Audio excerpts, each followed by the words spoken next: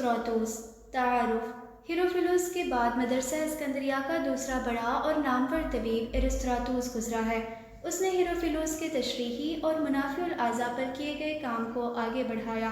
حالانکہ ارسطاطوس کو تشریح اور منافع الاعضاء کے میدان میں ہیروفیلوس کا جونیئر شمار کیا جاتا ہے، لیکن منافع الاعضاء میں ارسطاطوس کی تحقیق ہیروفیلوس سے کہیں بڑھ کر ہے۔ اسی لیے ارسطاطوس کو منافع الاعضاء کا بانی کے طور پر یاد کیا جاتا ہے۔ تعلیم و تربیت ارسطاطوس کے ماں باپ دونوں طبیب تھے۔ ان کی سرپرستی میں اس کی ابتدائی تعلیم ایتھنز میں شروع ہوئی۔ اس نے استاد میٹروڈورس کی بھی شاگردگی اختیار کی۔ بعد میں وہ مدرسہ اسکندریہ کے میوزیم سے وابستہ ہو گیا اور طب کی تعلیم مکمل کی۔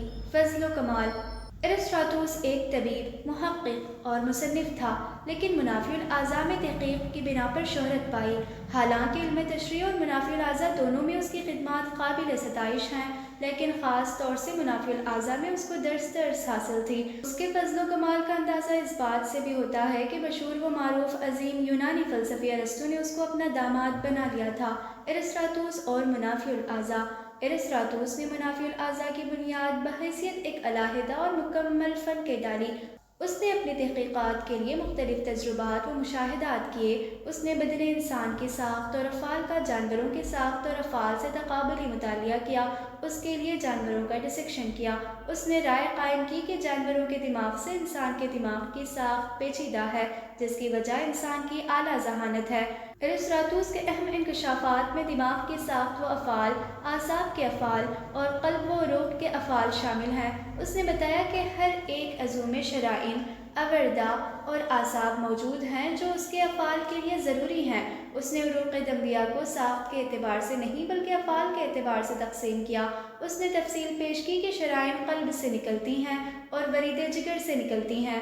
وریدوں میں غذا بطور خون کے محفوظ رہتی ہے اور جب یہ خون پھیپھڑوں میں جاتا ہے تو اس میں روح حیوانی شامل ہو جاتی ہے، جو دماغ میں پہنچ کر روح نفسانی میں بدل جاتی ہے، اور پھر یہی روح نفسانی بذریعہ اعصاب تمام بدن میں پھیل جاتی ہے۔ ارسطاطوس نے بتایا کہ خون کا دورہ قلب، شرائین اور اوردہ تک ہی محدود ہے۔ شرائین اور اوردہ عروق شہریہ کے ذریعے آپس میں مل جاتی ہیں۔ اس نے قلب میں پائے جانے والے صمامات ہلالیہ اور ٹرائکسپڈ والو کے فعل کو بیان کیا اور ان کو ایک طرفہ دوران خون کا ذمہ دار ٹھہرایا۔ ارسطاطوس نے عروق کو باعتبار اعضاء نام دیے، جیسے ورید شریان، شریان لیدی، شریان کبدی، شریان کلوی، شریان معدی، عروق کیلوسیہ وغیرہ۔ اس نے ایپیگلوٹس کے فعل کو بالکل واضح کر دیا اور بتایا کہ کھانے پینے کے دوران یہ عضو چیزوں کو ٹرکیا میں جانے سے روکتا ہے۔ معدے کے متعلق اس نے بتایا کہ جب غذا معدے میں ٹھہرتی ہے تو معدے کا کام محض غذا کو پیسنا ہی نہیں ہوتا، بلکہ یہ غذا میں ہضم و استحالہ بھی پیدا کرتا ہے۔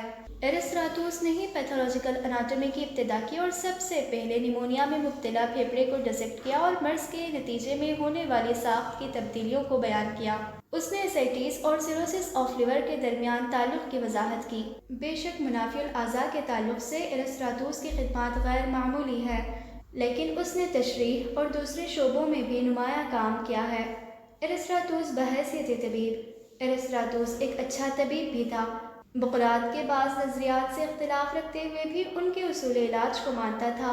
وہ علاج میں قیاس کا قائل نہیں تھا۔ وہ علاج سے زیادہ حفظ صحت پر زور دیا کرتا تھا۔ علاج بالدوا سے بہتر علاج بالغذا کو سمجھتا تھا۔ علاج میں ریاضت اور حمام سے کافی مدد لیتا تھا۔ تیز دواؤں کے استعمال اور فسد سے حتی الامکان گریز کرتا تھا۔ علم الجراحت سے بھی اس کو خاص دلچسپی تھی، چنانچہ آپریشن کی غرض سے پیٹ کو بڑی آسانی سے کھول لیا کرتا تھا۔ اس نے یس کی شکل کا کیتھیٹر بھی ایجاد کیا تھا۔ ارسطاطوس بحیثیت مصنف حوالوں سے پتہ چلتا ہے کہ اس نے 60 سے زیادہ کتابیں لکھی تھیں۔ بدقسمتی سے اس کی کتابیں محفوظ نہ رہ سکیں۔ اس نے جن موضوعات پر کتابیں لکھی ان میں لغت الادویہ، تشریح، مائیت الامراض، حمیات، استسقاء اور حفظان صحت قابل ذکر ہیں۔